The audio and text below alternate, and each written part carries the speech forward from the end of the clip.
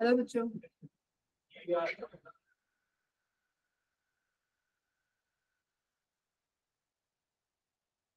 Audible आवाज आ रही है? Yes ma'am. Yes ma'am. Yes ma'am.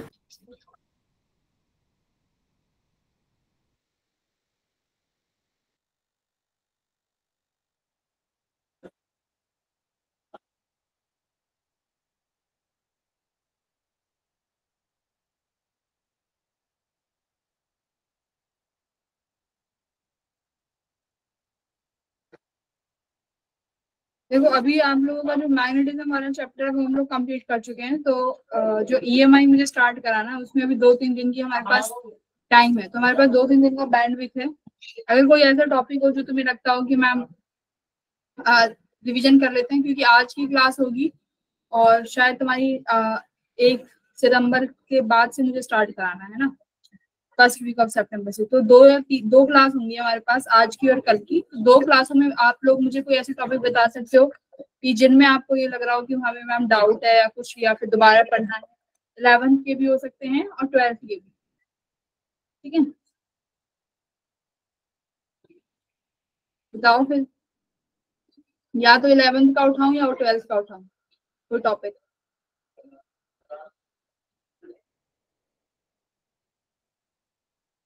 11th में हम लोग एनएलएम तक कर चुके हैं ना। एनएलएम और फ्रिक्शन तक हो गया था, उसके बाद वर्क पावर एनर्जी से है स्टार्ट। तो अगर तुम कहो कि ma'am work power energy device करा दो तो वो कर लेते हैं, उसके पीवाईक्यूज एंड ऑल। और अगर तुम चाहते हो कि मैम 12th का ही कोई टॉपिक है जो रिवाइज करा दो, जो नहीं हो रहा है तुम लोगों से, क्योंकि अभी तक तुम्हारा मेजर टेस्ट हो चुका है ना, तो वहां तक अगर कोई दिक्कत हो तो वो बताओ।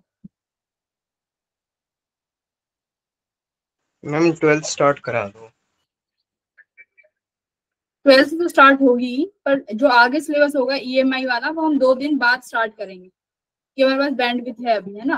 तो अभी मैं क्या चाह रही हूँ, इन 2 दिनों को हम लोग यूटिलाइज कर लें उस सिलेबस में जो ऑलरेडी हो चुका है, या तो 11th का या 12th का।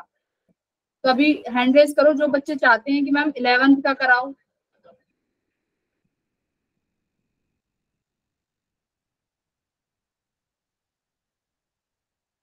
7 बच्चे, ठीक, 8।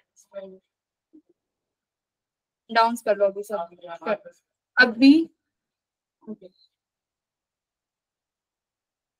अब ऐसे कौन से बच्चे हैं कि 12th में मैम जो ऑलरेडी हो चुका है, जैसे तुम्हारे 5 चैप्टर हो चुके हैं मैग्नेटिज्म पर, तो मैम उन्हीं में से कुछ चैप्टर, उन्हीं में से कोई टॉपिक उठा लो।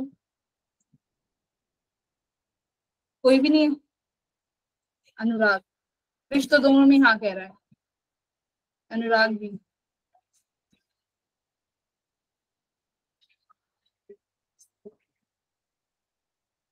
ठीक है भाई, देखो ज्यादातर हैंड रेज जो करें वो 11th वालों ने करें, 11th क्लास का पढ़ने के लिए। तो 11th में हम लोगों ने एनएलएम कर लिया था, तो अभी हमारे पास 2 दिन है। हम 2 दिन क्या करेंगे, वर्क पावर एनर्जी करेंगे। ठीक है, ऐसे ही करते करते जैसे हमारे पास टाइम बचा करेगा सिलेबस के बीच में, तो हम लोग क्या करा करेंगे, 11th का एक चैप्टर पिक कर लेंगे और उसके थ्योरी प्लस पीवाईक्यू सब रिवाइज कराएंगे। उससे क्या होगा, तुम्हारा साइड बाय साइड 11th भी कवर होता रहेगा। ठीक है इशिका, तुमने ये वाला जो टेस्ट हुआ था तुम्हारा, जो फुल में वो हुआ था, अभी मेजर टेस्ट हुआ था ना, वो दिया था तुमने? Yes ma'am. ठीक है,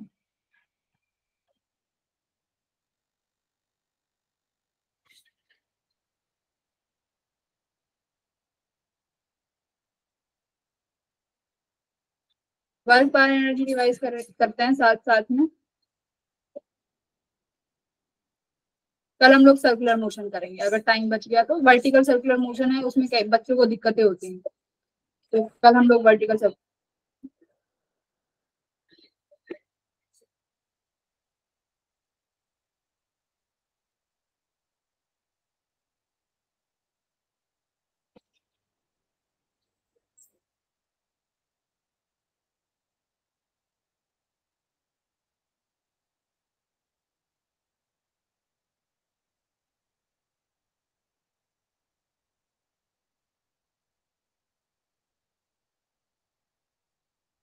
आपके साथ पीवाईक्यूज भी कर लेंगे।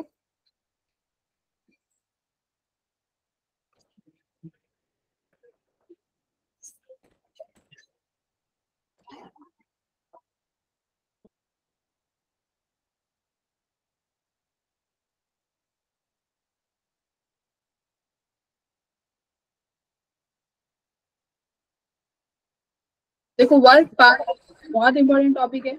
इसी में तुम्हारा इसके बाद तुम्हारा शुरू हो जाता है वर्क पावर एनर्जी के बाद कोलिजन वाला, है ना, मोमेंटम कोलिजन, वो अलग से भी।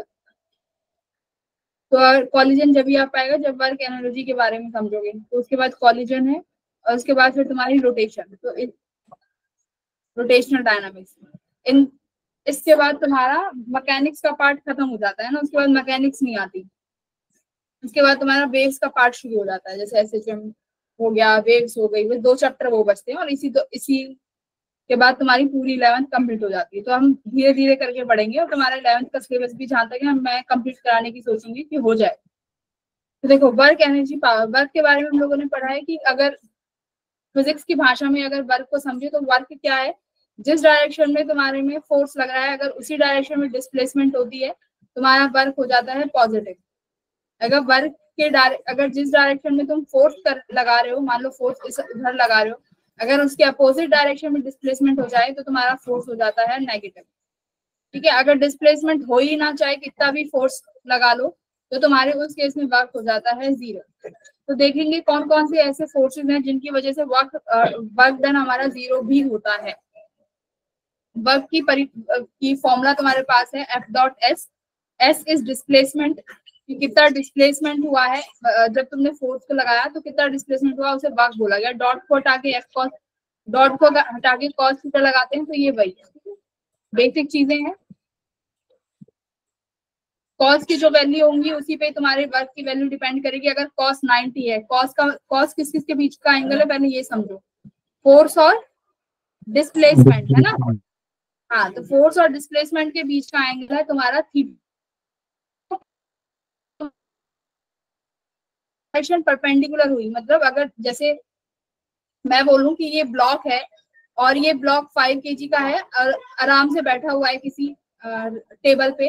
अब देखो नॉर्मल फोर्स जरूर लग रहा होगा, ठीक है। अब मान लो मैं कहती हूँ कि ये 2 मीटर की अगर किसी तरीके से मैंने एफ एक्सटर्नल लगाया और 2 मीटर की डिस्प्लेसमेंट हो गई, ठीक है, डिस्प्लेसमेंट हो गया। अब मैं कहती हूँ कि मुझे बताओ कि ठीक है ये तो एफ एक्सटर्नल लगाया तो 2 मीटर की डिस्प्लेसमेंट हो गई इस ब्लॉक की। अगर मैं तुमसे कहूँ कि वर्क डन बाय नॉर्मल कितना है, ठीक है, वर्क डन बाय नॉर्मल, तो देखो तुम्हारा आंसर बिना कैलकुलेशन के ही 0 आ जाना चाहिए, क्योंकि डिस्प्लेसमेंट एक्स डायरेक्शन में है और हमारा जो नॉर्मल है वो हमेशा परपेंडिकुलरली एक्ट करेगा डिस्प्लेसमेंट के। तो वर्क डन बाय नॉर्मल तो क्या आ जाएगा तुम्हारा 0 आ जाएगा। Work done by normal is always, not always but जब भी तुम्हारा डिस्प्लेसमेंट के परपेंडिकुलर रहेगा तो हमेशा 0 ही आएगा। तो सबसे पहला एग्जांपल तुम्हारा नॉर्मल का जिसकी वजह से 0 होगा ऐसे फोर्स। दूसरा एग्जांपल तुम्हारा सबसे इंपॉर्टेंट टेंशन की वजह से, टेंशन की वजह से लगने वाला जो फोर्स रहेगा वो भी इस पेंडुलम के केस में क्या रहेगा 0। ये टेंशन लगेगी, यहाँ पे डिस्प्लेसमेंट होगी ऐसे, तो ये भी कैसे एक्ट करेगा परपेंडिकुलरली। तो टेंशन से लगने वाली फोर्स इन केसेस में भी क्या हो जाएगी 0 हो जाएगी। ये tension perpendicular to the displacement, so the work done by the tension is 0। दूसरा है कि जब तुम्हारी डिस्प्लेसमेंट ही ना हो, सिंपल सी बात है, डिस्प्लेसमेंट नहीं हुआ तो चाहे तुम कितनी एनर्जी लगा लो, कितना ही वर्क डन लगा लो, फिजिक्स की टर्म्स में तुमने कोई भी वर्क डन नहीं किया, तुम्हारे वजह से जो वर्क हुआ है वो 0 है। तीसरा क्या है, वर्क डन पॉजिटिव होना, यानी जब भी एंगल 0 डिग्री रहेगा या फिर 90 से छोटा रहेगा, स्मॉल रहेगा, तो वर्क डन क्या रहने वाला है तुम्हारा पॉजिटिव रहने वाला है। ठीक है, ये तो बेसिक चीजें हैं। तीसरा है 90 से 180 के बीच में रहेगा तो वर्क डन नेगेटिव आ जाएगा, क्योंकि थीटा पे डिपेंड करेगा, थीटा भी किसका कॉस का। ठीक है,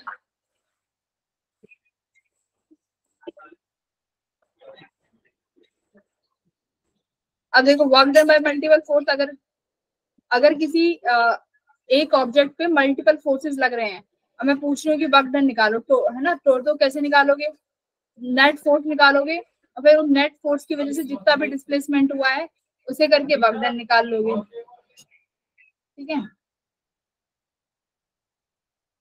इन चीजों देखो यूनिट्स, ये बहुत इंपॉर्टेंट है इस चैप्टर में, बेसिक चीजें हैं पढ़ लेते हैं।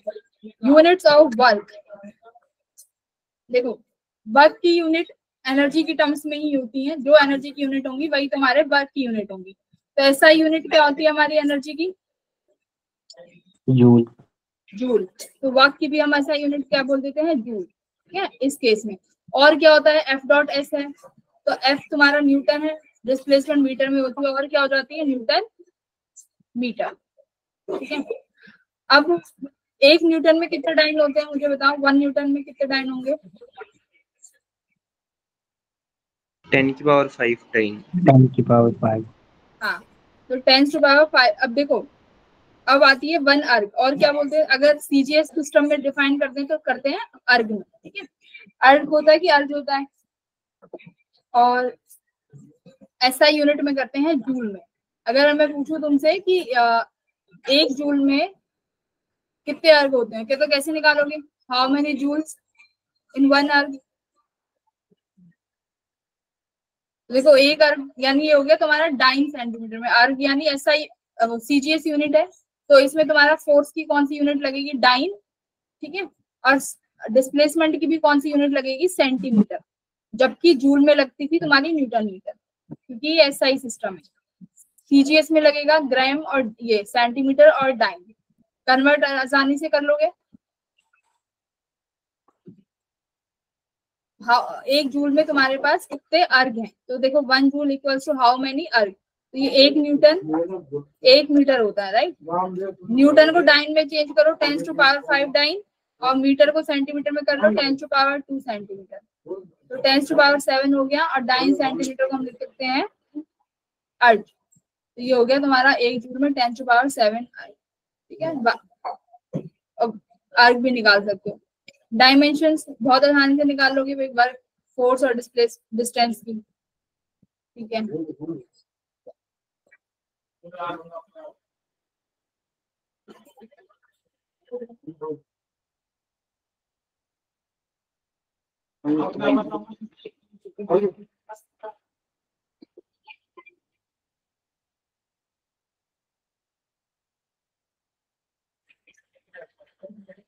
बात है एनर्जी। काइनेटिक एनर्जी को हम नॉर्मली क्या फॉर्मूले से लिखते हैं, हाफ एम वी स्क्वायर। अब इसको हम लोग एमवी के फॉर्म में भी तुमने देखा है कि अगर मुझे एमवी के टर्म्स में लिखना है तो हमारा मोमेंटम किसके बराबर होता है, 2mv। ठीक है, ये हो गया एक तुम्हारा।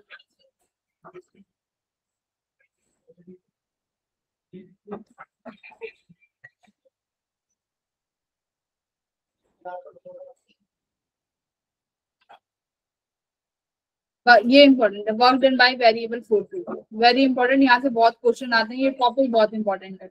तो work done by variable forces में क्या करते हैं, पहले स्मॉल डिस्प्लेसमेंट की वजह से डीडब्ल्यू निकाल लोगे, तो डीडब्ल्यू क्या होता है, एफ डॉट डी एस। अब तुमसे पूछा जाए कि जितना टोटल वर्क निकालना है, तो छोटे छोटे अमाउंट के वर्क को हम लोग टोटल ऐड कर देंगे। अगर एक्स कंपोनेंट है तो उसको एक्स कंपोनेंट से ही इंटीग्रेट करोगे, वाई कंपोनेंट फोर्स का है तो उसको वाई टर्म्स में इंटीग्रेशन, जेड का जेड में। तो क्वेश्चन नंबर 11 है, इसको सॉल्व करो, एग्जाम्पल 11। डब्ल्यू क्या है, F dot D S.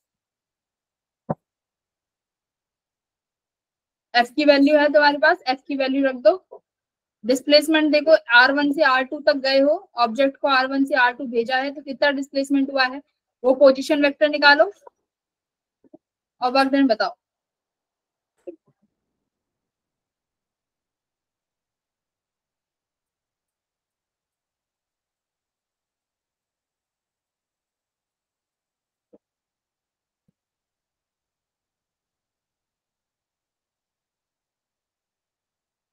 R2 minus R1 करोगे तो you will get the position vector.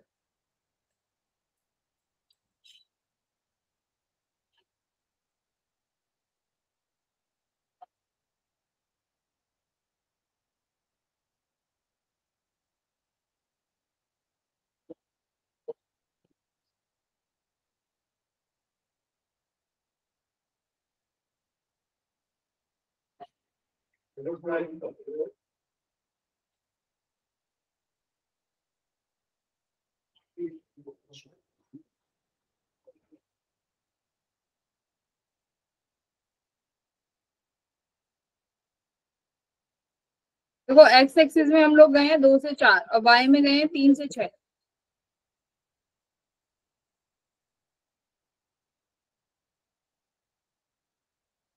करो एफ डॉट डी एस।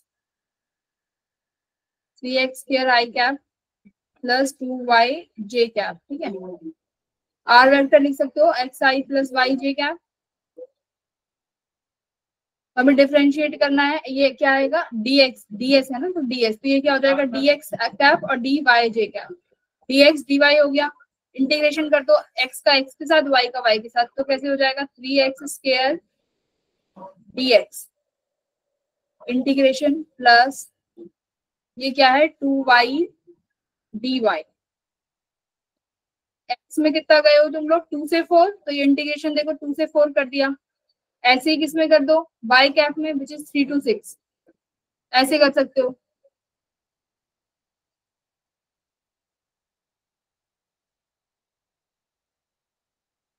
क्या आंसर है भाई बोलो, कृष क्या आंसर आ रहा है, इशिता कृष आयुष इंटीग्रेशन करो।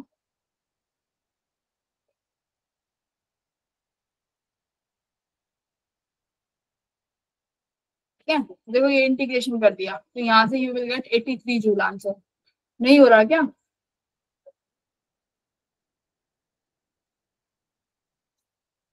हो गया मैम। ओके। ऐसे क्वेश्चन में टाइम नहीं लगना चाहिए, अभी जो और जो क्वेश्चन आएंगे उनमें समय लेना। तो अलग अलग इंटीग्रेशन करेंगे ऐसे केसेस में। और ये चीज याद रखना, ये एक्स आई कैप है ना, तो इसको यहाँ पे एक्स के साथ मत लिखना, ये dx आएगा। अगर x कर दोगे तो ये 3x क्यूब हो जाएगा, जिससे तुम्हारा सवाल गलत हो सकता है, ठीक है। 3x square dx 2y dy, answer you will get 83। अब area under the force displacement का, अब देखो अगर तुम्हारे पास एफ एक्स कर्व है तो तुम्हें पता है इसका एरिया अंडर द कर्व तुम्हें क्या दे देगा, डिस्प्लेसमेंट। तो ऊपर वाला अगर एक्सिस के ऊपर वाला एरिया है तो ये तुम्हें पॉजिटिव वर्क देगा, एक्सिस के नीचे वाला तुम्हारा कर्व जो देगा वो तुम्हें नेगेटिव वर्क देगा। टोटल वर्क को प्लस माइनस करके निकालोगे।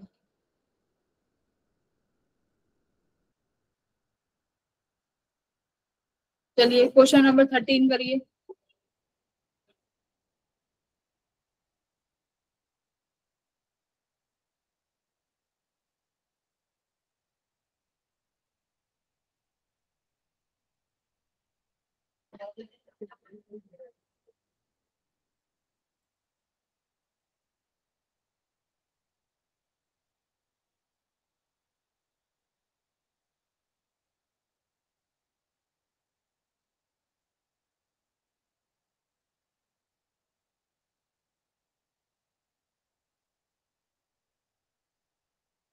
अब ये ऐसे हो जाएगा, अभी तुम्हारा नेक्स्ट एफएसटी होगा ना, उसमें भी तुम्हें बहुत काम आएगा, क्योंकि नेक्स्ट एफएसटी के सिलेबस में वर्क पावर एनर्जी तो आएगा ही आएगा।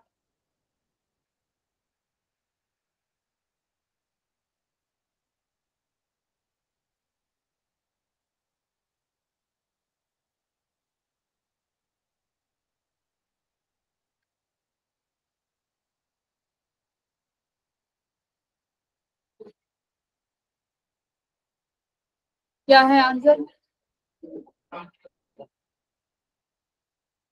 Ma'am -2.5 joule. माइनस में आ रहा है क्या? इंटीग्रेशन तो हो गया X square by 2 plus Y square, ठीक है। ये कहाँ से क्या गया है, 1 से 0, अच्छा। और ये गया है 2 से 1, ठीक है। चेक कर लेते हैं, -3.5 आ रहा है, एरर कर दिया कहीं पे।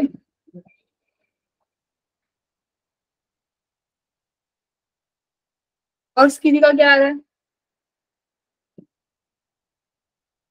3.5 मैच कर रहा है एक्स स्क्वायर, ये 0 हो गया तो -1/2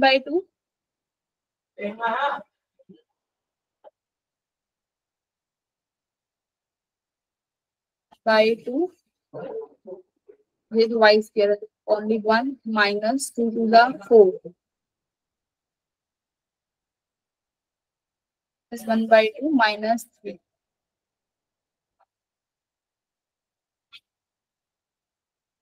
-7/2, 3.5 आ गया, कहीं पे एरर हो गया होगा। चलिए कोई नहीं, 14 करो, 14 देखो, ये इस जैसे सवाल में ना बहुत इंपॉर्टेंट होते हैं, कई बार फंस जाते हैं बच्चे। देखो क्या पूछ रहा है कि लीनियर मोमेंटम को 10% से बढ़ाया गया। अच्छा, आंसर तो ऊपर ही लिख दिया। लीनियर मोमेंटम को 10% से बढ़ाया गया तो एनर्जी में कितना परसेंटेज आया, चेंज आया। तो ऐसे क्वेश्चंस में कैसे करते हैं हम लोग, परसेंटेज चेंज वाला फॉर्मूला लगाएंगे। वो करते थे ना डेल, जैसे रेजिस्टेंस में किया था डेल आर अपॉन आर, ऐसे करके फॉर्मूला जो डेल अपॉन में आर करके लगाते हैं, एब्सोल्यूट चेंज वाला, वो वाले क्वेश्चंस करेंगे। ठीक है, इस तरीके से। अगर ये 10% का चेंज आया, फॉर्मूला क्या होता है हमारे पास मोमेंटम का, momentum equals to 2m power 1/2। तो लीनियर मोमेंटम मान लो पहले 100% था, तो बढ़ा के उसमें 10% बढ़ा दिया, तो इनिशियली बाद में कितना हो गया, 110%। तो जब ये 100% था तो मान लो एनर्जी 2 MB थी, और जब इसको 110% आ गया तो पूछ रहा है कितना हो जाएगा एनर्जी। मास में तो कोई चेंज आएगा ही नहीं, सिंपल सी बात है, सारे चेंज एनर्जी में ही आएंगे। तो ऐसे चेंज निकाल सकते हो।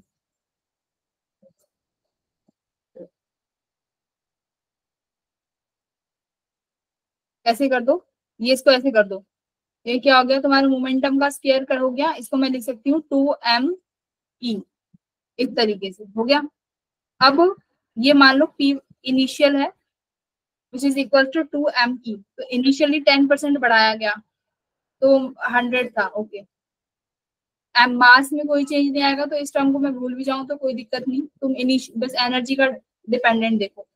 फाइनली तुम्हारे पास पीएफ कितना हो गया, उसके लिए एनर्जी निकालनी है, विच इज E2। ये E1 मान, तो इनिशियली 100 था, अब फाइनली कितना हो गया 11। तो डिवाइड कर दो E2 by E1 upon PF minus PF.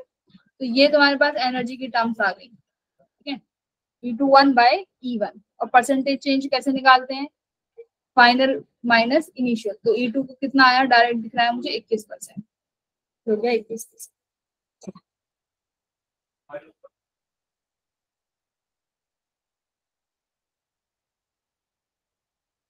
अब ये है टाइम डिपेंडेंट। अभी हमने देखा कि फोर्स जो वेरिएबल था वो किस पे था, पोजीशन डिपेंडेंट, है ना। कि अगर आपने R1 से R2 तक डिस्प्लेसमेंट किया तो आप वर्क डन कैलकुलेट करिए। अभी तक फोर्स ऐसे हम लोगों ने निकाला, और फोर्स की वैल्यू कैसी थी, 3x² + 2y, मतलब इस तरीके से। फोर्स किस पे डिपेंड कर रहा था, पोजीशन पे। ठीक है, फोर्स पोजीशन पे डिपेंडेंट था। और फॉर्मूला भी क्या होता है वर्क का, F.ds। तो तुम्हारे लिए इंटीग्रेशन करना वेरी इजी हो गया। अभी देखो, फोर्स किस पे डिपेंडेंट है, टाइम पे डिपेंडेंट है। अब फोर्स टाइम डिपेंडेंट है, अब तुमसे पूछा गया है कि वर्क डन निकालिए 2 सेकंड्स के लिए, तो कैसे करेंगे इस केस में, टाइम डिपेंडेंट के लिए कैसे करेंगे।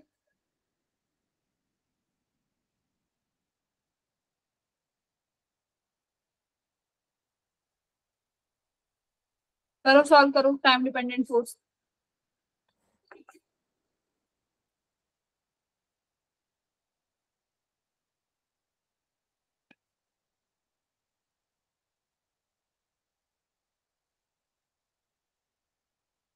तो एग्जाम्पल 15 बहुत इंपॉर्टेंट है।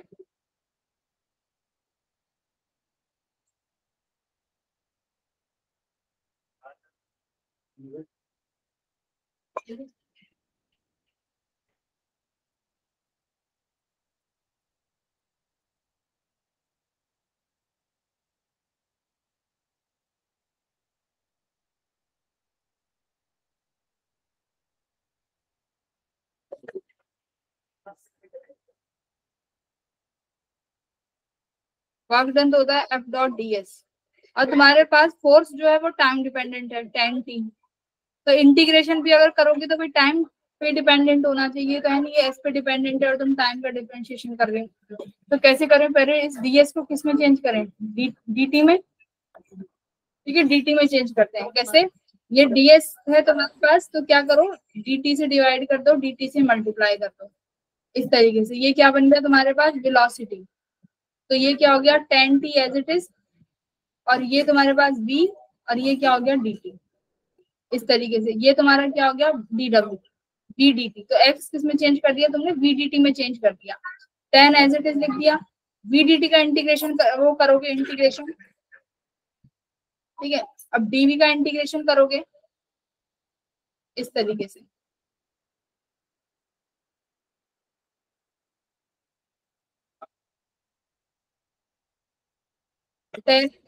टी वी डी टी ये है तुम्हारे पास, और dx कितना हो गया वी डी टी, तो अभी 10 एज इट इज लिख दिया, और dv बाय dt को किसका इंटीग्रेशन किया तो कितना आया टी डी टी, 0 से t तुमने लिमिट लगा दी, तो यहाँ से v को वेलोसिटी को किसके टर्म्स में निकाल लिया टाइम के टर्म्स में, तो वेलोसिटी टाइम्स के टर्म में कितना आ रहा है टी स्क्वायर बाई 2। दोबारा इस फॉर्मूले में जाओगे इक्वेशन 1 में, यहाँ पे v की वैल्यू रखोगे 10 स्क्वायर बाई 2, दोबारा इंटीग्रेट करोगे कहाँ से कहाँ तक 0 से 2 सेकंड के। देखो भाई मुझे टाइम के टर्म्स में इंटीग्रेट करना है, तो इंटीग्रेट कर दिया, ठीक है, ये फॉर्मूला आया, ये इक्वेशन 1 देखो जो मैंने यहाँ लिखी है 10 v dt, ठीक है। पर अभी वेलोसिटी की वैल्यू रखनी है, वेलोसिटी की वैल्यू निकालेंगे तभी तो यहाँ पे dw निकल पाएगा, अदरवाइज नहीं निकलेगा। तो अब वेलोसिटी निकालेंगे कैसे, इस वाले फॉर्मूले से, ये निकाला, f कितना दिया हुआ है 10t, देखो ऐसे निकाला है, f कितना दिया हुआ है तुम्हारे पास 10t। फोर्स किसके बराबर होता है मास इंटू एक्सीलरेशन, तो मास एज इट इज रखा, एक्सीलरेशन को क्या लिख सकते हैं dv बाय dt, ये लिख दिया। मास कितना है 10 kg, तो इस मास से मैं ये 10 हटा सकती हूँ, बिल्कुल हटा सकती हूँ। dv कितना हो गया तुम्हारे पास, इस dt को यहाँ ले जाओ t dt, इंटीग्रेट कर दो t के टर्म्स में दोनों को, वेलोसिटी कितनी आ गई भाई टी स्क्वायर बाय 2। बोलो अब इस वेलोसिटी को यहाँ रख सकते हो इस फॉर्म इक्वेशन 1 में जो मैंने यहाँ लिखी हुई है यहाँ पे। अगर ऐसे नहीं करना है कि मैम इंटीग्रेशन नहीं करना चाहते तो दूसरा फॉर्मूला भी है, दूसरा फॉर्मूला कैसे कर सकते हो, वो वर्क एनर्जी थ्योरम से होगा। वर्क एनर्जी थ्योरम क्या कहती है, देखो दोनों फॉर्मूले तुम्हें याद होने चाहिए, पहला तो इंटीग्रेशन वाला, दूसरा work energy theorem. Work energy theorem अभी पढ़ाऊं कि आगे पढ़ा दूं, बोलो। देखो यहाँ पे क्या चेंज इन काइनेटिक एनर्जी से भी कर सकते हो, कि कैसे, मान लो कैसे कर सकते हो चेंज इन काइनेटिक एनर्जी में, समझो। वर्क एनर्जी थ्योरम क्या कहती है, कोई बताएगा जिसको थोड़ा बहुत भी याद है कि मैम याद है, जिसको थोड़ा बहुत याद हो। Ma'am work done change in kinetic energy के इक्वल होता है। नहीं, प्रॉपर डेफिनेशन बोलो, कौन बोलेगा,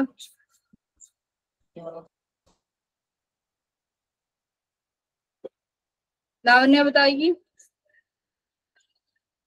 अहद बताएगा, अहद बताओ, वर्क एनर्जी थ्योरम बताओ अहद।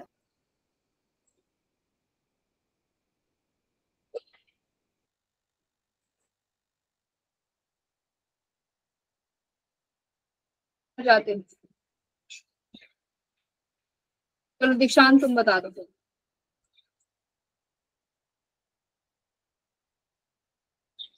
दीक्षांत बताओ वर्क एनर्जी थ्योरम क्या होती है।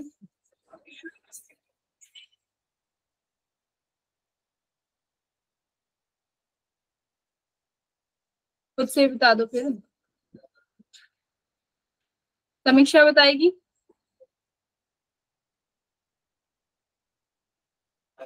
समीक्षा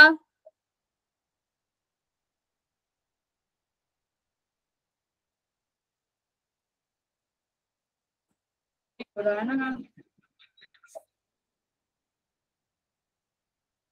तो देखो इसे वर्क एनर्जी थ्योरम से भी कर सकते हो। वर्क एनर्जी थ्योरम क्या कहती है, work done by all the forces, क्या कहती है, work done by all the forces equal to change in kinetic energy, है ना, change equal to change in kinetic energy. अब तुम देखो अगर तुम 0 से 2 सेकंड के बीच में जो काइनेटिक एनर्जी का चेंज निकाल लो तो वही की वही तुम्हारा सारा वर्क डन नहीं हो जाएगा। क्वेश्चन देखो कि अगर तुम इन 2 सेकंड के बीच में जो एनर्जी में चेंज आया है वो निकाल लो, वही चेंज क्या है तुम्हारा वर्क डन। तो कैसे निकालेंगे, पहले इनिशियली निकाल लो 0 सेकंड पे कितनी थी एनर्जी, 0 थी भाई। अगर तुम्हारी वेलोसिटी 0 है इनिशियली, कैसे लिखोगे half m v square, velocity तो निकालनी पड़ेगी। देखो v equals to t square by 2, ये तुमने निकाल लिया। अब इनिशियली तुम्हारा टाइम कितना था 0, तो ये 0 हो गई। हाफ m मास का 10 लगा दिया। फाइनली कितना है टाइम तुम्हारे पास टी स्क्वायर, तो टी स्क्वायर कितना हो जाएगा तुम्हारे पास, देखो टाइम कितना गया, कहाँ गया, ये रहा 2। ये देखो टी स्क्वायर तुम्हारे पास 2 है ना, तो यहाँ पे वेलोसिटी रखो t 2 सेकंड के लिए, वेलोसिटी एट 2 सेकंड इस वाले फॉर्म में। तो टाइम कितना हो गया 4/2। तो कितनी आ गई, देखो वेलोसिटी दो आ गई ना, 2 मीटर पर सेकंड। फॉर्मूला क्या होता है 1/2 mv स्क्वायर। तो वेलोसिटी की जगह अब यहाँ 2 रखोगे तो 2 का स्क्वायर करोगे तो यू विल गेट 20। अगर नहीं समझ में आया तो दोबारा बोलो, दोबारा कराऊंगी।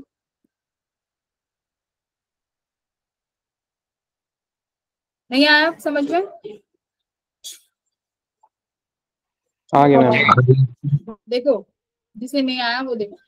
तुम्हारे पास फॉर्मूला होता है, मैंने बोला एनर्जी का चेंज निकाल लो, तो एनर्जी का फॉर्मूला होता है हाफ एम वी स्क्वायर। पर अभी सवाल देखो, सवाल में है तुम्हारे पास 10t, तो यानी वेलोसिटी कहाँ से लाएं मैडम, वेलोसिटी तो लानी पड़ेगी। तो वेलोसिटी के लिए निकालोगे पहले, ये जो मैंने निकलवाई है कहाँ गया, ये रहा। एक्सीलरेशन से फोर्स गिवन है, तो वहां से एक्सीलरेशन गिवन है, एक्सीलरेशन से वेलोसिटी निकालनी टाइम्स के टर्म्स में। बस अब देखो वेलोसिटी 0 सेकंड पे टाइम की जगह 0 रखा तो कितना आ गया, वेलोसिटी 0। फाइनली वेलोसिटी कितने पे निकालनी है 2 सेकंड पे, इस पे कितनी आ गई तुम्हारी वेलोसिटी 2 मीटर पर सेकंड। फॉर्मूले में लिख दो डायरेक्ट 1/2, मास तुम्हारे पास 10 है, वेलोसिटी 2, 2 टू द 4 हो गया, देखो आ गया 22। तो दोनों तरीके से बता दिया है, इंटीग्रेशन के टर्म्स में भी कर सकते हो और चेंज इन एनर्जी के टर्म्स में भी कर सकते हो। किससे करोगे एग्जाम में, मैम वर्क एनर्जी थ्योरम से। वर्क एनर्जी से कर लेना है ना, इससे वेलोसिटी तुम्हारी फटाफट निकल जाएगी, फिर तुम्हें डायरेक्ट एनर्जी थ्योरम लगाना है, इसी से कर लेना।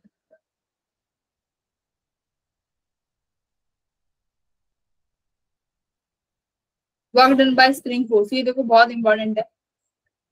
इसमें work done bye spring force में पता है हम क्या करके चलते हैं, हम मान के चलते हैं जब नॉर्मल कोई स्प्रिंग अभी जब अपने नेचुरल पोजीशन पे है तो हम मान के चलते हैं, क्योंकि कोई पोटेंशियल एनर्जी में कोई चेंज नहीं आया ना, जब वो नेचुरल है अपने शेप में। जैसे ही हम उसको स्ट्रेच करेंगे या उसको कंप्रेस करेंगे, उसकी पोटेंशियल एनर्जी भी चेंज हो जाएगी और उसमें हमारे पास रीस्टोरिंग फोर्स आ जाएगा। और हमेशा वो रीस्टोरिंग फोर्स जो आएगा वो डिस्प्लेसमेंट के अपोजिट आएगा। अगर डिस्प्लेसमेंट यहाँ हुई है तो तुम्हारा जो रीस्टोरिंग फोर्स है वो हमेशा इसके अपोजिट में सेट होगा। अब रीस्टोरिंग फोर्स देखो कैसे निकालोगे, F D S, restoring force में बताइए के एक्स होता है। अब इस रीस्टोरिंग की फोर्स की वजह से कितना वर्क डन हुआ ये निकालना है, तो एफ एक्स, एफ क्या हो गया रीस्टोरिंग फोर्स विच इज के एक्स, लिख दिया। मान लो कितना डिस्प्लेसमेंट हुआ डीएक्स, ठीक है, डीएस को डीएक्स मान ली। कहां से कहां हुआ है देखो, डिस्प्लेस्ड बाय डिस्टेंस एक्स। तो हम नेचुरल पोजीशन पे मान के चलेंगे कि कोई भी डिस्प्लेसमेंट नहीं थी, तो इसलिए ये 0 है। तो 0 से कितना डिस्प्लेसमेंट हुआ x। तो work done bye spring force की वैल्यू कितनी आती है, हमेशा है ये, कभी स्पेशल केसेस में नहीं है, 1/2 kx स्क्वायर। तो ये क्या है, work done bye spring force. अगर क्वेश्चन आए कि स्प्रिंग फोर्स ने कितना वर्क किया निकालो, तो क्या निकालोगे 1/2 x स्क्वायर की वैल्यू रख दोगे। अभी यहाँ पे एक चीज यहाँ पे ध्यान से देखो, यहाँ पे अभी तुमने जब इंटीग्रेट किया है तो तुमने कहां से कहां किया है, 0 से x, मतलब नेचुरली पोजीशन पे था इनिशियली। कई बार अगर सवाल होगा कि इनिशियली नहीं है ना, इनिशियली ऐसे भी सवाल आ सकते हैं कि ये तो नेचुरल पोजीशन है पर अभी ऑलरेडी उसको थोड़ा सा डिस्प्लेस करके रखा हुआ है, मान लो डिस्टेंस 1 सेंटीमीटर पे, ठीक है। अब बोला गया कि 1 से 2, अब तुमने 1 सेंटीमीटर और डिस्प्लेसमेंट कर दिया।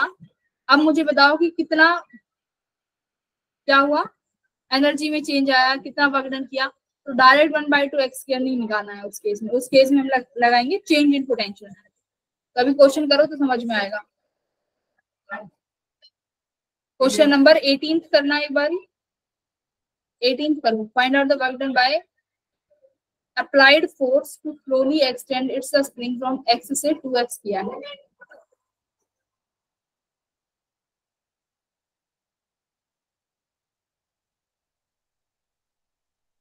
लिमिट लगा दोगे डायरेक्ट 3kx²/2। 3/2 kx स्क्वायर, ठीक है। और कैसे, देखो मैं कह रही हूँ पोटेंशियल एनर्जी के चेंज से भी निकाल सकते हो, पोटेंशियल एनर्जी के चेंज से भी निकाल सकते हैं, क्योंकि अच्छा स्प्रिंग फोर्स कैसा फोर्स है, मुझे कोई बताएगा? कंजर्वेटिव। हाँ, स्प्रिंग फोर्स कंजर्वेटिव फोर्स है, तभी स्प्रिंग फोर्स के लिए पोटेंशियल एनर्जी डिफाइंड होती है ना, वरना पोटेंशियल एनर्जी डिफाइंड ही नहीं होती। तो स्प्रिंग फोर्स के लिए ये और अच्छी बात है कि हम लोग चेंज इन पोटेंशियल एनर्जी से भी निकाल सकते हैं। तो चेंज इन पोटेंशियल एनर्जी कैसे निकालोगे? You final minus you initial. You finally कितना दूरी पे था, अब ये याद रखना कि जब भी तुम्हें चेंज निकालोगे तो फाइनल वाला जो लोगे इनिशियल पोजीशन से लिया है, तो देखो 2x, ठीक है, तो 2kx² हो गया, इनिशियली क्या माना, x पे था, ये भी तुमने नेचुरल पोजीशन से लिया है, तो ये x² हो गया, ये फाइनली 2x² हो गया, तो u final minus u initial is 3/2 kx²। अब पोटेंशियल एनर्जी का चेंज लगाते वक्त ये चीज सबसे ज्यादा ध्यान रखना कि दो चीज है, एक तो x से 2x है, ठीक है। अब ये डिस्टेंस जो मेजर की करी जाती है हमेशा नेचुरल लेंथ से करी जाती है, नेचुरल लेंथ से मेजर हुई, फाइनली 2x था, तो ये 2x को x से मेजर मत कर देना, जैसे ये x से 2x है ना, तो x से नहीं मेजर होगा कि x से 2x पे सिर्फ x ही डिस्टेंस हुआ, नहीं, तुम्हें इनिशियल में लिखना है, फाइनल में देखोगे 1/2 kx² है ना, हमने यही फॉर्मूला पढ़ा है। तो x इस वाले फॉर्मूले में कहाँ से मेजर किया है, देखो इस फॉर्मूले में ये जो x निकाला है ये कहाँ से आया है, इनिशियल पोजीशन से, नेचुरल पोजीशन से, तो याद रखना ये x हमेशा नेचुरल पोजीशन से लिया गया है, तो जब पोटेंशियल एनर्जी का चेंज लगाओगे तो x जो लोगे वो नेचुरल पोजीशन से लोगे, तो जैसे फाइनल में 2x लिया, इनिशियल में सिर्फ और सिर्फ तुमने x लिया, ये आ गया तुम्हारा 3/2 kx²। What do you want, ठीक है।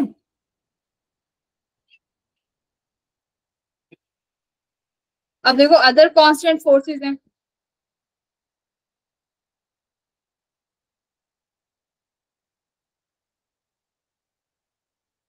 अब ये वाला क्वेश्चन देखो क्या कह रहा है कि ये ब्लॉक है तुम्हारे जिसपे मास m रखा हुआ है, ठीक है, टॉप से हमने रिलीज कर दिया, find out the work done by normal force and gravity. तो अब देखो इसमें फोर्स एक बार देख लेते हैं, एफबीडी बना लेते हैं इसका, देखो यहाँ पे बनाते हैं बहुत अच्छे से, ये मैं तुम्हें ना इसलिए करा रही हूँ क्योंकि अगली तुम करोगे क्वेश्चन अगली बार। ऐसे में क्या होता है, तुम्हारा नॉर्मल इधर लगता है, और इसको कौन सा कंपोनेंट बैलेंस करता है mg का, cos थीटा। cos theta. यहाँ पे तुम्हारा कहीं mg sin थीटा लग रहा होगा, और यही डिस्प्लेसमेंट हो रही है, तो बताओ डिस्प्लेसमेंट और नॉर्मल कितने डिग्री का एंगल बनाएंगे, 90, 90 डिग्री का, तो वर्क डन बाय नॉर्मल क्या हो जाएगा, 0। अब बात आई ग्रेविटी, तो ग्रेविटी देखो कैसा, ग्रेविटी भी कंजर्वेटिव फोर्स है, कंजर्वेटिव फोर्सेस की खास बात क्या होती है कि वो डिपेंड नहीं करते कि किस रूट से उन्हें लेके जाया जा रहा है, किस पाथ से लेके जाया जा रहा है, वो फाइनल टू इनिशियल अपना काम करते हैं। तो तुम्हें देखो क्या करना है, इनिशियली ये यहाँ पे था, ये ग्राउंड से कितनी दूरी की हाइट पे है, h हाइट पे, तो हमेशा जब भी ग्रेविटी की वजह से निकालो तो h हाइट को डायरेक्ट यूज कर लो। अब देखो डिस्टेंस क्या है, ये डेल एक्स, और अगर मैं ग्रेविटी के फोर्स की बात करूं तो F.S होता है, ग्रेविटी कितना फोर्स लगा रही है,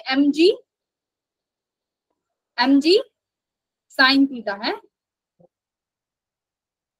और डिस्टेंस कितना है तुम्हारे पास, ये h, तो अगर ये डायरेक्ट डेल एस भी दे रखा है तो क्या लिखोगे, mg h, इस तरीके से mg h, क्योंकि हम मुझे नहीं लेना देना कि कितना यहाँ पे ये डिस्टेंस है, क्या है, क्या लिख सकते हो mg h। और अगर डेल एच की फॉर्म में लिखना है कि मैम हम डेल एच की फॉर्म में लिखना चाहते हैं, तो देखो कैसे लिख सकते हो डेल एच की फॉर्म में, तो mg का कौन सा कॉम्पोनेंट लोगे, ये साइन थीटा वाला, तो mg साइन थीटा, और ये वाली डिस्टेंस जिसपे हम लोग चल रहे हैं ये, तो ये आ जाएगा यहाँ पे डेल एस, इस तरीके से कर सकते हैं।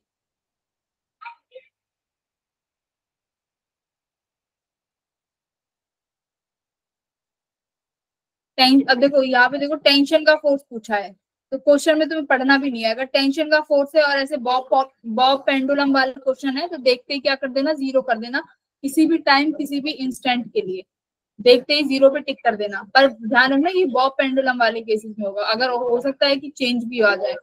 ओके, अभी इसी केस में तुमसे पूछा जाए बॉब वाले केस में कि मुझे बताओ वर्क डन बाय ग्रेविटी, तब निकालना कैसे करोगे? डन बाय ग्रेविटी ए से बी, ए से बी जा रहे हो, ये डिस्टेंस एल है, ये कितना हो जाएगा एल कॉस थीटा। तो ये स्ट्रिंग जो है ये वाली, इसकी लेंथ मान लो एल है, ये थीटा है, तो ये क्या हो जाएगा बच्चों, ये बी, ये ए, ये मान लो दिन में ओ है जहां से ये वो कर रखा है हैंग। ओ से भी कितनी डिस्टेंस हो गई एल कॉस थीटा, हाँ या ना? Yes ma'am. ठीक, यस मैम। तो ये एल कॉस थीटा हो गया। अब वर्क डन बाय ग्रेविटी, अभी बस तुम्हें एक फॉर्मूला बताया है कि मैम एम जी एच है, तो अब तुम्हें एच निकालना है। तो देखो ये यहाँ से यहाँ गया है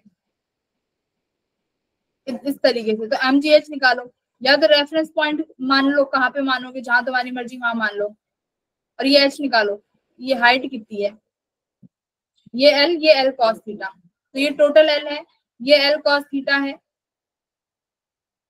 हो जाएगी ये L minus L cos theta, L common ले लो तो 1 माइनस कॉस थीटा, ये आ गया तुम्हारा एच, दिस हाइट। तुम्हें ये वाली हाइट चाहिए, तो ये हाइट कितनी आ गई एल 1 माइनस कॉस थीटा, ए से बी तक जाना। तो ए से बी गया तो क्या आया M G L minus cos theta, फिर बी से दोबारा सी गए, ठीक है, तो क्या आया minus M G L minus cos theta. ये टोटली डिपेंड करेगा तुमने कहाँ पर रेफरेंस पॉइंट लिया। Okay,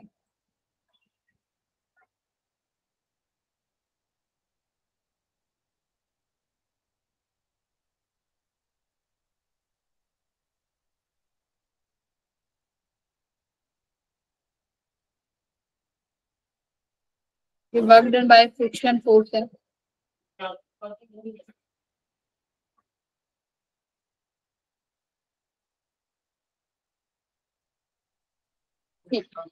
work energy theorem most important topic है इस चैप्टर में, यही है भाई पढ़ने लायक, वर्क एनर्जी थ्योरम, और दूसरा वो वेरिएबल फोर्स, यहीं से सवाल सबसे ज्यादा आते हैं। तो वर्क एनर्जी थ्योरम देखो क्या कहती है, work done by all forces is equal to the change in kinetic energy. तो ऑल फोर्सेस में बच्चों कौन कौन से फोर्स आते हैं, work done by conservative force plus work done by non conservative, यानी नॉन कंजर्वेटिव कौन से, सूडो फोर्स हो गया, जो भी तुम्हारा फोर्स है, plus work done by external force भी, अगर कोई तो कोई एक्सटर्नल फोर्स लग रहा है तो वो भी लगा सकते हो, ठीक है, plus work done bye pseudo force अलग से करके लिखा हुआ है, तो work done bye pseudo force लगा दो, जो भी दुनिया भर के फोर्स हैं सब लगा दो, equals to change in kinetic energy कर दो, ठीक है। तो इन सारे वर्क्स के द्वारा जो भी फोर्स किया गया है वो तुम्हें सारा का सारा कहाँ रिफ्लेक्ट हो जाएगा कि बॉडी की काइनेटिक एनर्जी में कितना चेंज आया है। यही तुम्हारी क्या है, वर्क एनर्जी थ्योरम। अब देखो इसको हम लोग पोटेंशियल एनर्जी के फॉर्म में भी कई बार लिख सकते हैं, कैसे, तुम्हें पता है work done by conservative force के लिए पोटेंशियल एनर्जी डिफाइंड है, work done by conservative force के लिए पोटेंशियल एनर्जी क्या होती है, minus change of potential energy, है ना। तो ये माइनस लिखोगे तो वहां जाके किस में चेंज हो जाएगा, प्लस में। तो ये work done by all forces except conservative इसके बराबर हो जाएगा change in kinetic energy plus change in potential. ये तुम्हारी वर्क एनर्जी थ्योरम जो है मॉडिफाइड फॉर्म में, kinetic energy plus change in potential energy. और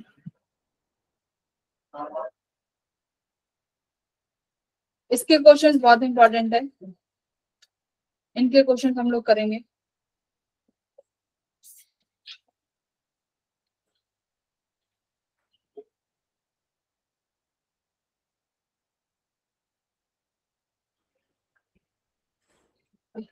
पावर आज नहीं करते, अब करते हैं क्वेश्चंस, ठीक है। अब क्वेश्चंस का समय है, हम पीवाई यूज करेंगे। 15 मिनट है, यस पी वाई यूज करेंगे। चलिए शुरू हो जाइए। Question number 1, take your time and solve this. Basic इतना ही है, अब बस क्वेश्चन लगाना पड़ेगा, थोड़ी इतनी पढ़नी है तुम।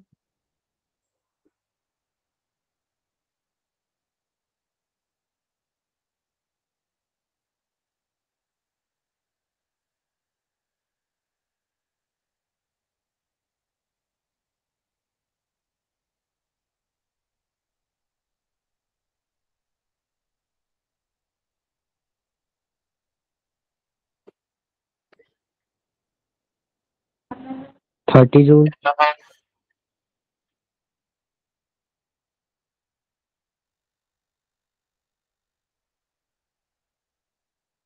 क्या आ रहा है? 30 Newton. 5x² / 2।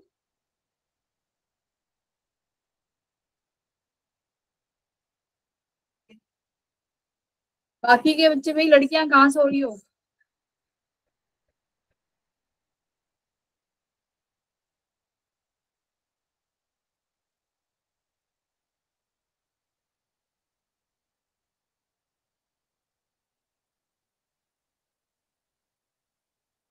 Ma'am 30 joule. 30 joule, okay भाई, चेक कर लेते हैं। अगला करो, इतने मैं ये चेक करती हूँ।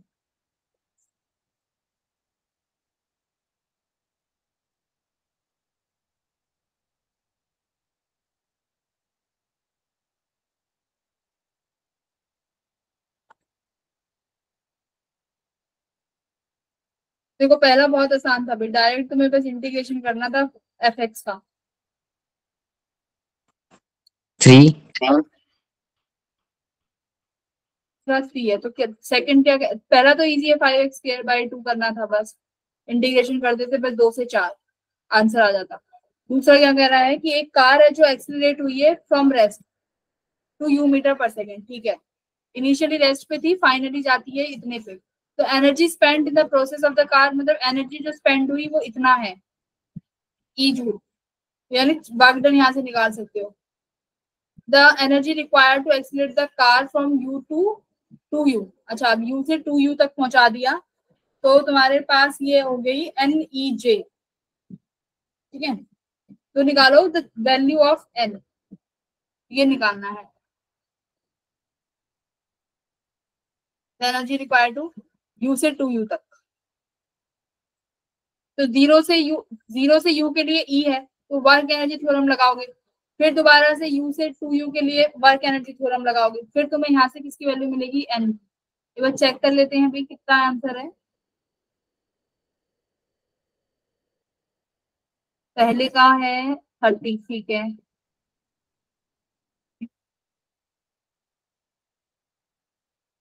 के लिए भी वर्क एनर्जी थ्योरम लगाई तुमने, ठीक है 3, बिल्कुल सही आंसर है। तो इसमें कुछ था ही, वर्क एनर्जी थ्योरम लगानी थी, यानी चेंज इन काइनेटिक एनर्जी। तो सेकंड वाले के लिए change in kinetic energy half, final कितना हो जाएगा? 1/2, और ये 2u², फाइनली 1/2m, ये कितना हो गया? 2 × 2 = 4u² -1/2m u², इतना था। तो 1/2m कॉमन ले लो, u² भी कॉमन ले लो, तो ये कितना बच गया? 4 - 1, ये हो गया 3/2mu²। और ये क्या है? NEJ। और EJ कितना है तुम्हारा? सिंपल सी बात है, ये 0 है तो EJ कितना आया होगा? 1/2mu²। तो 1/2 यहाँ से ये mu², इट इज EJ, और n की वैल्यू यहाँ से डायरेक्टली कितना आ गया? 3। थर्ड करिए, very good.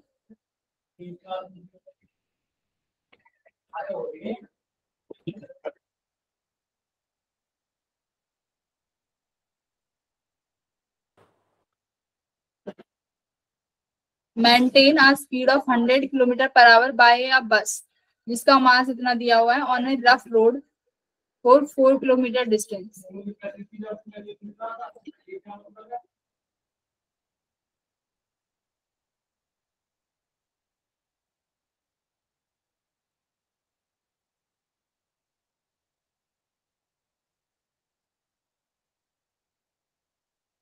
Ma'am 800 kilo. Okay, तो क्वेश्चन 800 नहीं 800 नहीं है बच्चों, चेक करो एक बार, मतलब अप्रोक्सीमेट 800 है बट नॉट एक्चुअली 800। 785। हाँ हाँ राइट, 780 करेक्ट, 784 दिया हुआ है ना आंसर में। तो देखो क्या है, सवाल पढ़ लेते हैं कि हमें क्या करना है, एक बस की स्पीड मेंटेन करनी है जो कि 80 किलोमीटर पर आवर है, 4 किलोमीटर के डिस्टेंस के लिए, ठीक है। तो हमें कितना वर्क करना पड़ेगा, जबकि फ्रिक्शन कितना काम कर रहा है 0.04। तो सिंपल सी बात है, अगर मैं फ्रिक्शन को रिमूव कर दूं, अगर फ्रिक्शन को हटा दूं तो मुझे कोई वर्क नहीं करना पड़ेगा। तो इसमें जो वो वर्क जिसके अगेंस्ट मुझे काम करना है, वो वर्क वो कौन सा फोर्स है, फ्रिक्शन फोर्स। अगर फ्रिक्शन जितना अगेंस्ट में काम कर रहा है वो निकाल लूं तो सीधा का सीधा क्या निकल जाएगा, जो वो वर्क मुझे लगाना है, x the work done by engine, sorry engine लगाएगा, है ना। तो क्या निकालो, फ्रिक्शन फोर्स। फ्रिक्शन फोर्स कितना होता है हमारे पास, म्यू एम जी। तो म्यू एम जी निकाल लो बस, म्यू एम जी। अच्छा ये तो फ्रिक्शन आया है, वर्क डन कैसे निकालोगे, force dot displacement mu M G, कितने डिस्टेंस के लिए काम करना है, 4 किलोमीटर के लिए। तो किससे मल्टीप्लाई कर दें, 4 से। किलोमीटर को मीटर में करना मत भूलना, विच इज 4000। म्यू की वैल्यू भी गिवन है, मास भी गिवन है 4000, और जी भी हमारे पास है, तो आराम से हो जाएगा। यही किया है ना, और तो इसमें कोई गणित है नहीं मेरे हिसाब से, यही 784 करना आ है। रहा है। हाँ 784 आ रहा है किलो जूल, राइट। बस यस इतना मैम। ही करना है, राइट।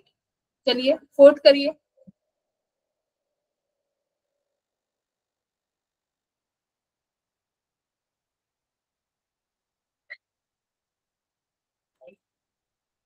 बच्चों मेहनत कर लो, मैं बता रही हूँ अभी जून में तो वो जनवरी में तुम्हारा एग्जाम हो जाएगा। तो जो चैप्टर हो चुके हैं उन्हें तो ऐसा कर लो कि बार बार पढ़ने की जरूरत ना पड़े।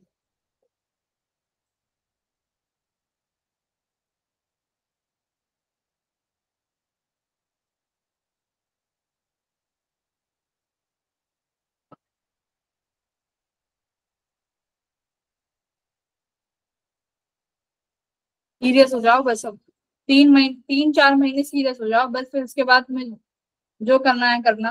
3 4 महीने की बात है बस, सभी बच्चों को बोल रही हूँ जितने भी हैं।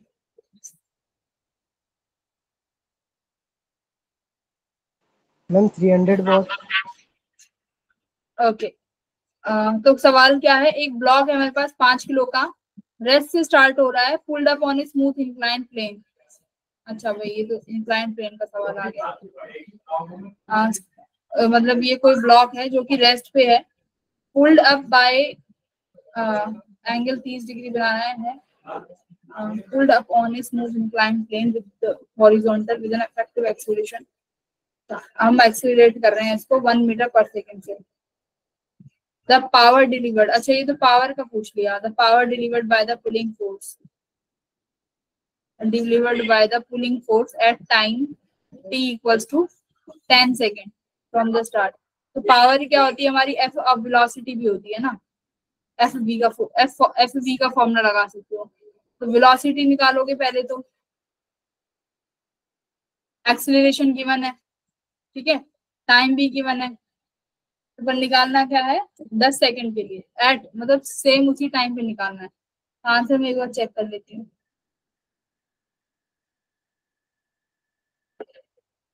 Power equals to F V, velocity निकाल ली थी क्या, वेलोसिटी कितनी आई है, 10।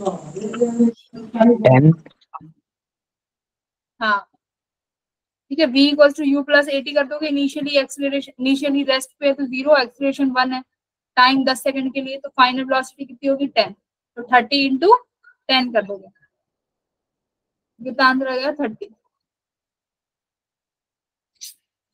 300 वोल्ट।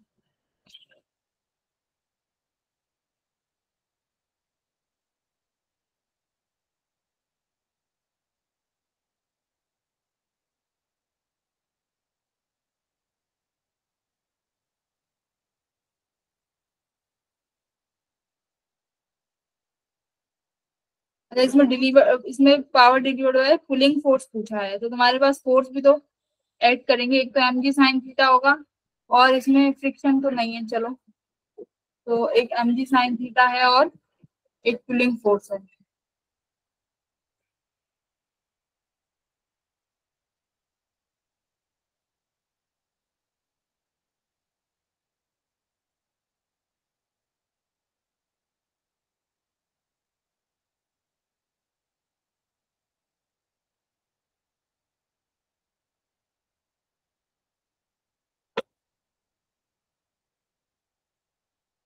ये देखो बच्चों, इसमें ऐसे होगा कि यहाँ से तो एक फोर्स जो तुम पुलिंग फोर्स लगा रहे हो ये हो जाएगा, और एक ये फोर्स हो जाएगा कि कौन सा फोर्स होगा, mg sine theta, right.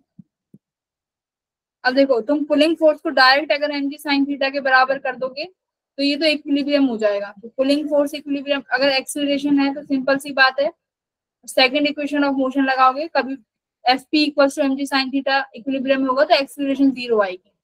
That means acceleration कब आती है, तुम्हारी net force upon total mass. तो नेट फोर्स क्या है तुम्हारा, यहाँ पे देखो अगर निकालो तो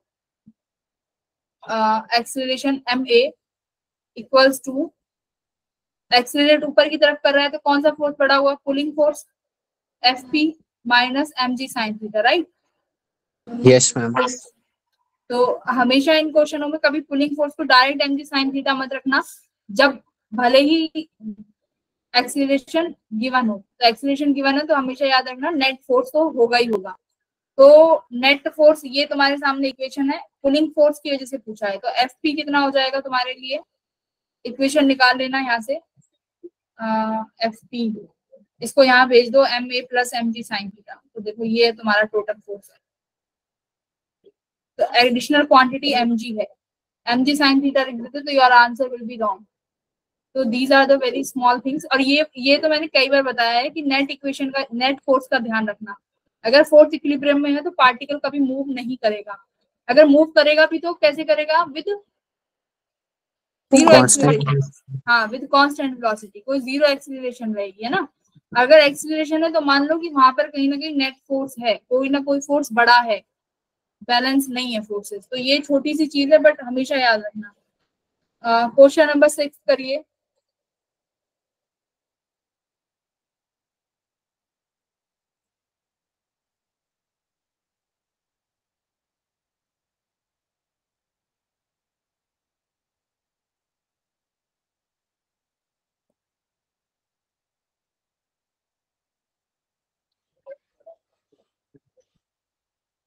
कल की क्लास बहुत इंपॉर्टेंट रहने वाली है उन बच्चों के लिए जिन्हें वर्टिकल सर्कुलर मोशन में दिक्कत है, तो कल वर्टिकल सर्कुलर मोशन करेंगे, बहुत बढ़िया से क्लास को ज्वाइन कर लेना जिन जिनको नहीं आता है, ठीक है।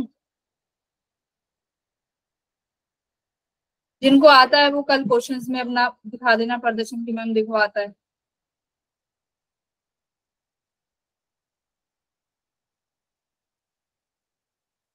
Thirty two.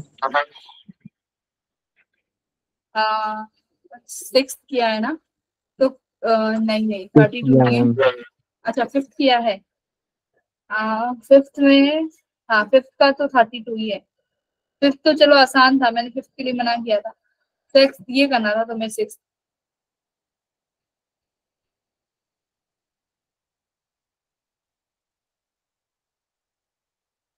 भाई एक ही बच्चा कर रहा है क्या, ये बाकी के क्या कर रहे हैं, एक सेकंड रुकना, बाकी के क्या कर रहे हैं जो एक भी सवाल का आंसर नहीं कर पा रहे हो, क्यों भाई क्या कर रहे हो बाकी के,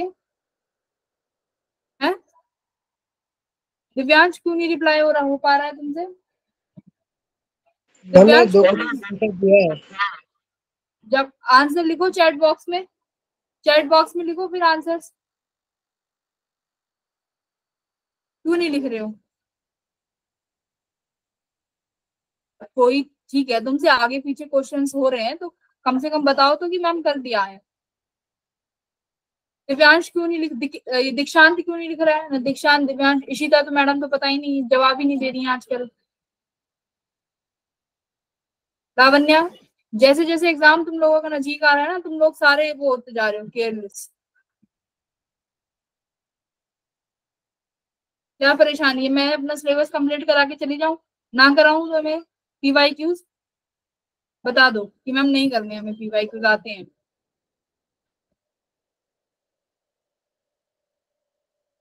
है भाई?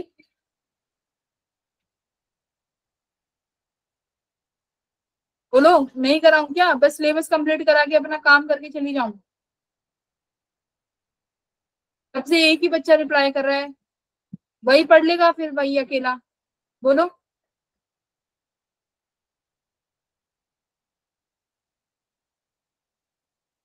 चैट बॉक्स खाली पड़ा है, देखो कोई ना तो क्वेश्चन पूछ रहा है कि मैम नहीं आ रहा, कोई कुछ नहीं, कोई रिस्पॉन्स नहीं, इतने रिस्पॉन्सिव हो चुके हो।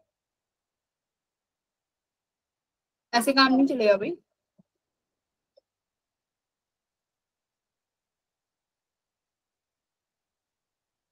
Very good. लिखते जाओ ना, मुझे पता तो चले एटलीस्ट क्लास में कौन रिस्पॉन्स कर रहे हैं। भले ही तुम्हारा आंसर 2 मिनट बाद आ रहा है, स्क्रीन पे सवाल तुम्हारे सामने है। इसलिए पीपीटी की जगह ये लेके आते हैं कि भाई एक साथ क्वेश्चन चलते रहे, कि स्लाइड चेंज होते सवाल गायब ना हो। तुम करते रहो अपना, तुम्हारा लेट आंसर आ रहा है रिप्लाई करो, नहीं हो रहा तो बोलो कि मैम दोबारा उस सवाल पे जाओ। पढ़ाई तो तुम 16 के जितने बच्चे बैठो सब कर रहे हो, तुम 16 के 16 बच्चों के लिए आई हो पढ़ाने। नहीं आ रहा तो पूछो कि मैम नहीं आ रहा, बताओ। क्यों भाई कनक? क्यों नहीं? तुम जब अब वो आवाज आ रही है हैं? अन्य क्लास में हो? लावण्या का नाम मैं कितनी बार बोलती हूँ, लावण्या आंसर करो आंसर करो, लावण्या का कोई आंसर नहीं आता है।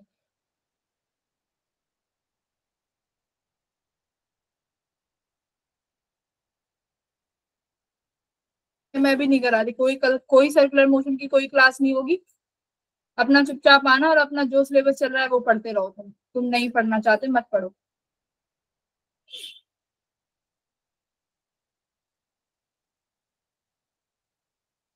अपना जो सिलेबस चल रहा है तुम वही पढ़ो।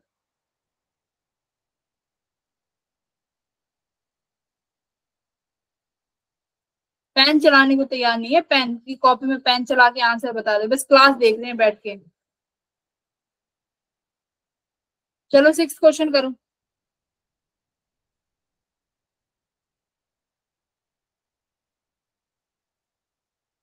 पावर का फॉर्मूला फोर्स इंटू वेलोसिटी है, बस ठीक है, वही याद रखो। पावर का फॉर्मूला फोर्स इंटू वेलोसिटी, वही फॉर्मूला लगाना है तुम्हें यहाँ पे। 48 किलो। हाँ, इसका आंसर दिया था अभी अनिरुद्ध ने, वेरी गुड अनिरुद्ध।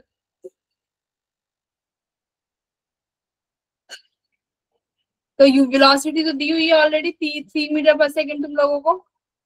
अभी तुम्हें फोर्स निकालना था। फोर्स किसकी वजह से पूछा है? The maximum power use by the motor, है ना? तो द मैक्सिमम, देखो क्या सवाल है कि एक लोड है which is carried by the elevator is 1400, जिसमें से 600 किलो पैसेंजर्स हैं और 800 केजी एलिवेटर है। तो ऊपर जा रहा है यूनिफॉर्म से। अब देखो यहाँ यूनिफॉर्म स्पीड है तो समझ जाओ कि कोई मतलब बैलेंस फोर्स है, ठीक है, यूनिफॉर्म स्पीड से जा रहा है। And the frictional force is this, then the maximum power use by. तो कौन सा फोर्स निकालोगे? mg, mg हो जाएगा ना तुम्हारे पास। 1400 और उसको g से मल्टीप्लाई कर दो तो यू विल गेट 14,000। उसमें दूसरा कौन सा फोर्स आएगा तुम्हारा? Friction force. देखो ये मान लो ये एलिवेटर है, इसमें mg फोर्स यहाँ एक्ट कर रहा होगा, और देखो ये ऊपर मूव कर रहा है तुम्हारा यूनिफॉर्म स्पीड से, 3 मीटर पर सेकेंड से, ठीक है। अब फ्रिक्शन फोर्स नहीं होता तो डायरेक्ट तुम mg वाला लगा देते, बट यहाँ पे फ्रिक्शन भी है विच इज एक्ट करेगा अपोजिट टू द मोशन। तो यहाँ पे एक और फोर्स आ गया विच इज फ्रिक्शन फोर्स। तो 14,000 तुम्हारा mg वाला और 2,000 ये, तो टोटल फोर्स कितना हो गया? 4 5 6, 16,000, राइट। और 16,000 फोर्स हो गया। वेलोसिटी कितनी है? 3। तो 16 इंटू 3 करोगे तो you will get 16 into 16 into 48। तो कितना आ गया? 48,000 था तो यहाँ पे किलो लग गया। तो देख लो भाई, अगर एनएलएम आ गया ना तो कुछ दिक्कत ही नहीं है करने की। यहाँ पे देखो एक्सीलरेशन तुम्हें वो करने की जरूरत ही नहीं पड़ेगी, कौन सा फोर्स निकालना है क्या, क्योंकि यहाँ पे यूनिफॉर्म स्पीड है। देख लो, छोटी छोटी चीजें हैं। चलिए 37 तो सर्कुलर वाला है, नहीं करते हैं। Momentum the increase in the kinetic energy, चलो आठवां करो, 8 करिए।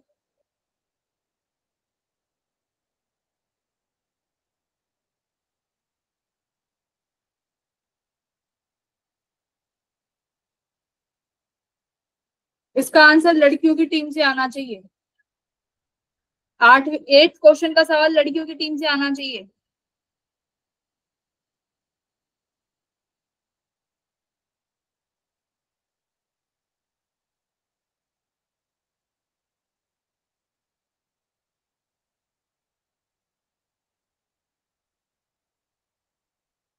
बॉडी 5 kg की है जिसका मोमेंटम दिया हुआ है, ठीक है। अब एक force act on the body in the direction of motion 5 second के लिए, तो increase in the kinetic energy निकालो। Find the increase in the kinetic energy of the body, या तो इनिशियल निकाल लो फिर फाइनल, फिर दोनों को माइनस कर दो तो वो इंक्रीज आ जाएगा।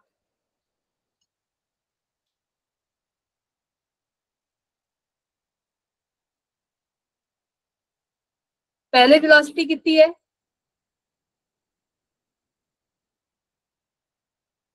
मोमेंटम गिवन है, कितना कितना गिवन है, 10। मोमेंटम क्या होता है, mv, मास कितना है 5, तो यहाँ पे 5 लिख दोगे तो वेलोसिटी कितनी आ गई, 2 मीटर पर सेकेंड। 2। तो ये वेलोसिटी, यहाँ से इनिशियल काइनेटिक एनर्जी आई। ओके, फाइनल क्या कह रहा है, अब इस बॉडी पे हमने एक 2 न्यूटन का फोर्स लगा दिया जो कि 5 सेकंड के लिए लगा है, तो फाइनल एनर्जी निकालो अब।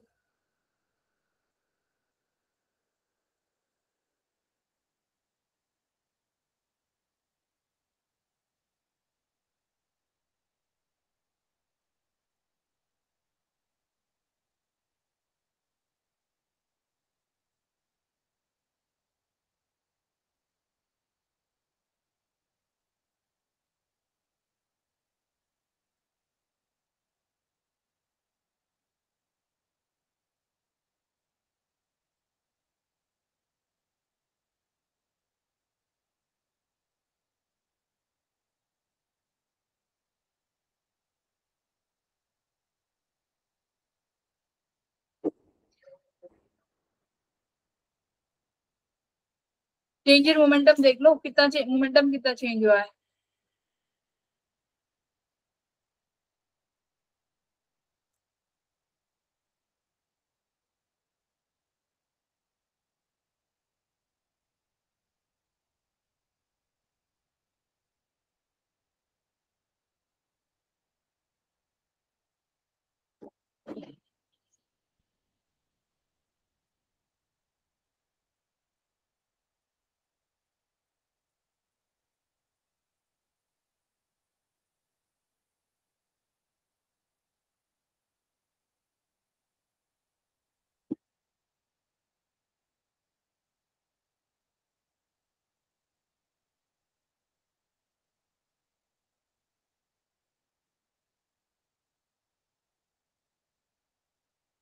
फोर्स है, टाइम है, मास है, एक्सीलरेशन देखो। मैम 80 इसका आंसर। 80, चेंज निकालना है, चेंज या मतलब 60। इंक्रीज कितना, हाँ। नहीं नहीं 80 नहीं है, देखो कहीं कैलकुलेशन एरर है।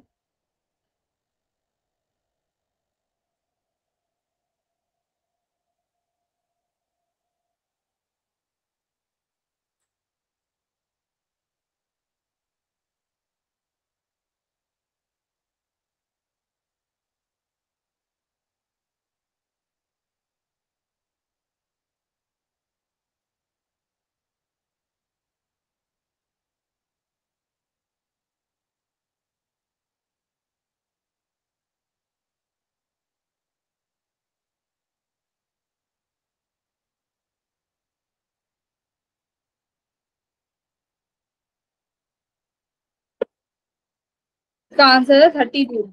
30 जूल। Yes, ma'am.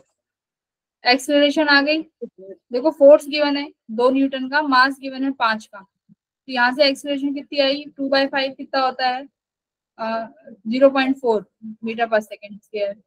एक्सेलरेशन आ गई, 5 सेकेंड के लिए फोर्स लगा है, इनिशियल वेलोसिटी कितनी थी 4, तो 10 सेकंड के 5 सेकंड के अंदर अंदर कितनी वेलोसिटी बढ़ जाएगी, निकाल नहीं सकते क्या हम, v = u + at से। तो कितनी है 2, एक्सेलरेशन देखो बढ़ी है, रिटार्ड तो होएगा ही नहीं, 0.4 टाइम कितना है हमारे पास 5 सेकंड, तो देखना कितना आया ये 2 + 1 3 ही हुई है क्या 5 सेकंड में, 3 मीटर पर सेकंड स्क्वायर, 5 2 हो गया ना, 4 हो गई शायद, 4 हो गई, 4 मीटर पर सेकेंड। तो अभी निकाल लो कितना काइनेटिक एनर्जी में चेंज, कितनी काइनेटिक एनर्जी होगी F 1/2, ये 5 हो गया, ये कितना हो गया 4 4 जा 16, ये अगर मैं यहाँ से निकाल दूं increase in the kinetic energy, तो ये 8 5 से कितना हो गया 40। 40। पहले कितना था करना 1/2 mv इनिशियली में जब ये 2 थी 2, मास तुम्हारा 5 था, वेलोसिटी तुम्हारी कितनी थी 2, तो 2 दूनी 4, तो ये देखो 10 हो गया, तो 40 और 10 माइनस कर दो, तो चेंज कितना आ गया increase 30 joule.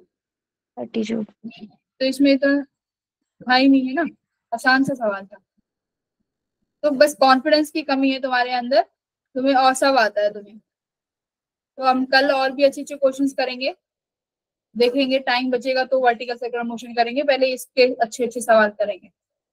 Okay, see you in the next class everyone.